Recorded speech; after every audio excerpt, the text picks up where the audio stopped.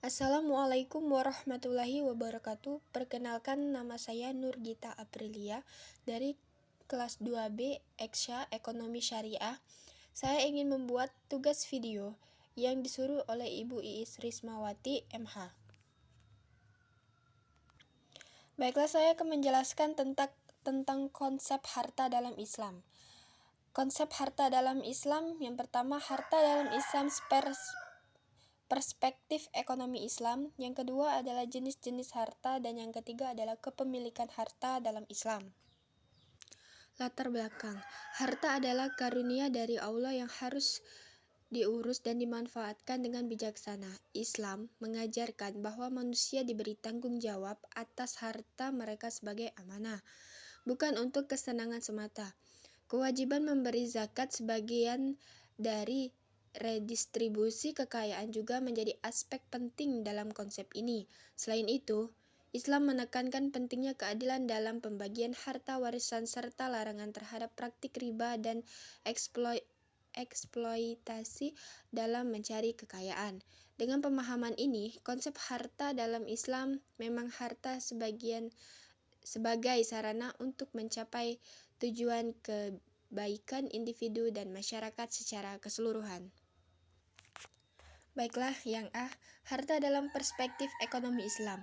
Pada asasnya, harta atau al-mal dalam perspektif ekonomi Islam merupakan milik Allah yang manusia sepatutnya dijadikan sebagai alat tools, bukan tujuan untuk mencapai falah kesejahteraan yang hakiki, baik di dunia maupun di akhirat.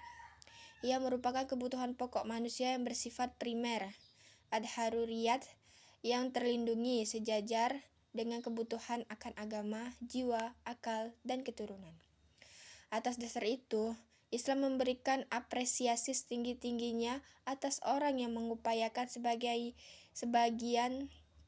berbagai cara yang halal untuk memperoleh harta benda, dan sebaliknya menetapkan sanksi hukum berupa had atas orang yang mengambil atau mencuri harta orang lain jalan batil.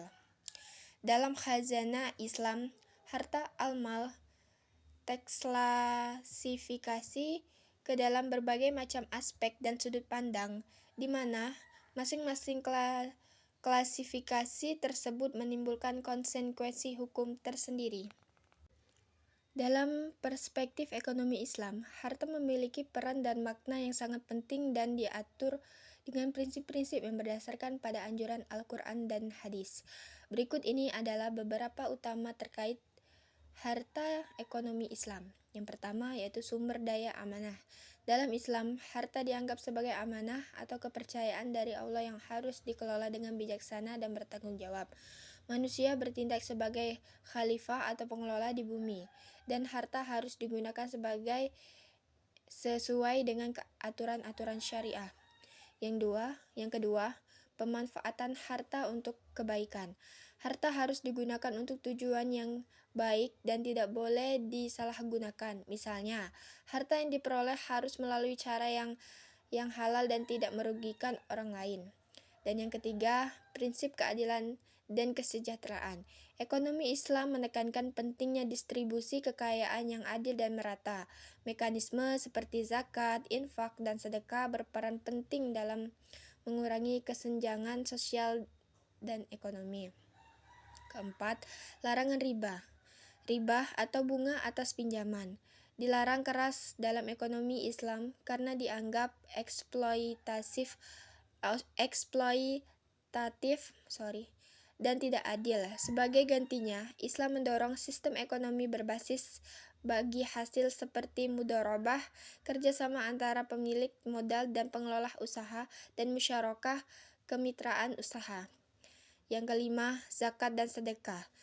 Zakat adalah kewajiban bagi setiap muslim yang memiliki harta melebihi nisab batas minimum kekayaan, untuk memberikan sebagian dari hartanya kepada golongan yang membutuhkan.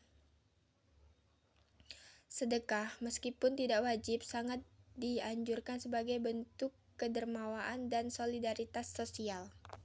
Keenam, wakaf. Wakaf adalah pemberian harta secara sukarela untuk kepentingan umum seperti pembangunan masjid, sekolah, atau rumah. 2. Transaksi yang adil. Semua bentuk transaksi ekonomi harus dilakukan dengan jujur, transparan, dan tidak ada penipuan.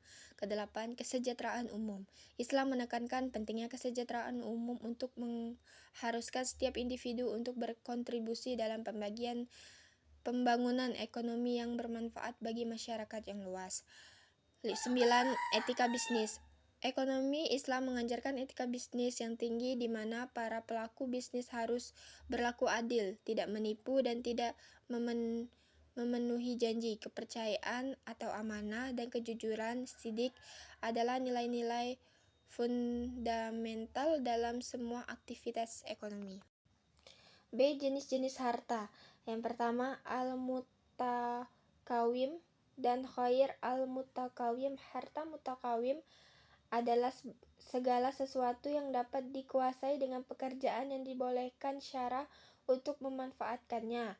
Pemahaman tersebut bermakna bahwa tiap pemanfaatan atas sesuatu berhubungan erat dengan ketentuan nilai positif dari segi hukum yang terkait pada cara pengelolaan maupun penggunanya. Misalnya, kerbau halal dimakan oleh umat Islam, tetapi apabila kerbau itu disembelih tidak menurut syarah, semisal dipukul, maka daging kerbau itu tidak bisa dimanfaatkan karena cara penyembelihannya batal atau tidak sah menurut syarah. Harta ghairah mutakawim ialah segala sesuatu yang tidak dapat dikuasai dengan pekerjaan dan dilarang oleh syarah untuk memanfaatkannya. Harta dalam pengertian ini dilarang oleh syarah diambil manfaatnya terkait jenis benda tersebut dan cara memperolehnya maupun penggunaannya.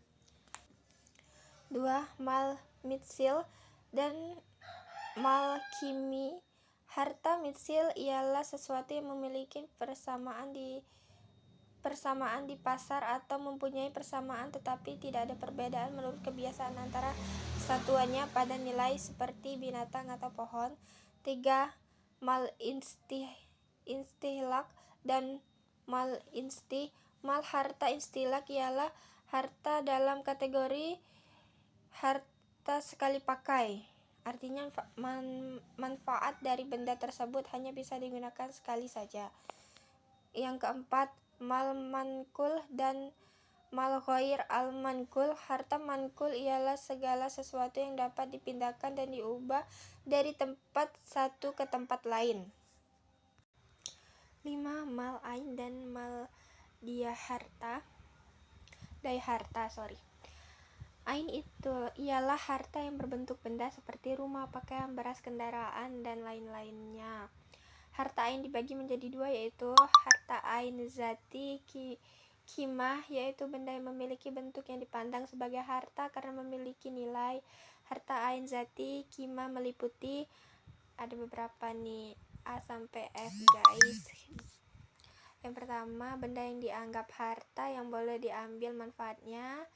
Harta yang tidak boleh diambil manfaatnya, harta yang ada sebangsanya, harta yang tidak ada atau sulit dicari sepadanya dan serupa, harta berharga dapat dipindahkan, bergerak, harta berharga dan dapat dipindahkan, tidak dapat bergerak. Yang kedua, harta ain gair zati kimah, yaitu benda yang dapat dipandang sebagai harta karena tidak memiliki nilai atau berharga, misalnya sebiji beras. Yang keenam, harta aini dan mal naf'ih. Manfaat harta aini ialah benda yang memiliki nilai yang berbentuk berwujud, misalnya rumah, ternak, dan lain-lain. 7. Mal mamluk, mubah, dan manjur. Ini yang pertama, harta mamluk ialah harta yang terbagi menjadi dua macam, yaitu harta perorangan dan harta perkongsian. Harta mubah ialah tiap-tiap manusia boleh memiliki harta mubah sesuai dengan kesanggupannya. 3. Harta mamjur ialah harta yang syara dilarang untuk dimiliki sendiri dan diberikan kepada orang lain. Yang 8. harta yang dapat dibagi dan harta yang tidak dapat dibagi. Yang pertama, yang dapat dibagi yaitu yang dapat dibagi pertama yaitu tidak menimbulkan suatu kerugian atau kerusakan. Yang tidak dapat dibagi yaitu menimbulkan suatu kerugian atau kerusakan apabila harta tersebut dibagi-bagi. 9. Harta pokok. Dari harta pokok dan harta hasil. Harta yang memungkinkan muncul harta lain. B. Harta hasil ialah harta yang muncul dari harta lain. Harta pokok juga bisa disebut dengan modal, misalnya uang, emas. Ke-10. Harta khas dan harta mal'amah. Harta khas ialah harta pribadi yang tidak bersekutu yang lain. B. Harta am ialah harta milik umum. Yang C. Kepemilikan harta dalam Islam. Yang pertama, kepemilikan individu dan umum. Islam mengakui adanya kepemilikan individu dan kepemilikan umum. 2. Zakat. Zakat adalah salah satu pilar Islam yang mengharuskan muslim memiliki harta mencapai nisab, batas minimum kekayaan. Untuk memberikan sebagian dari hartanya biasanya diambil cuma 2,5% dari kekayaan bersih. Yang ketiga, hak waris. Hukum waris dalam Islam faraid mengatur pembagian harta peninggalan seseorang yang telah meninggal kepada ahli waris yang berhak seperti anak, istri, suami, dan kerabat lainnya. Keempat, larangan riba. Riba atau bunga larangan keras dalam Islam. Riba dianggap sebagai bentuk eksploitasi. Yang ketiga, ketidakadilan. Yang kelima, wakaf adalah pemberian harta secara sukarela untuk kepentingan umum dan keagamaan.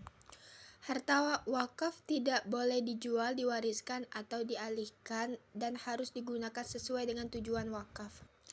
Keenam, keadilan sosial. Islam menekankan pentingnya keadilan sosial dalam distribusi harta. Setiap muslim diajarkan untuk peduli terhadap kesejahteraan sesama, membantu yang kurang beruntung, dan tidak menumpuk kekayaan tanpa memperhatikan kebutuhan orang lain. Dan yang terakhir yaitu ketujuh, kepemilikan hasil usaha. Harta yang diperoleh melalui usaha yang halal dan sah diakui sebagai milik pribadi. Islam mendorong bekerja keras dan mencari rezeki yang halal sebagai bentuk ibadah. Baik guys, itulah penjelasan tentang konsep harta dalam Islam. Kalau ada salah saya mohon maaf, kepada Allah saya mohon ampun. Terima kasih. Wassalamualaikum warahmatullahi wabarakatuh.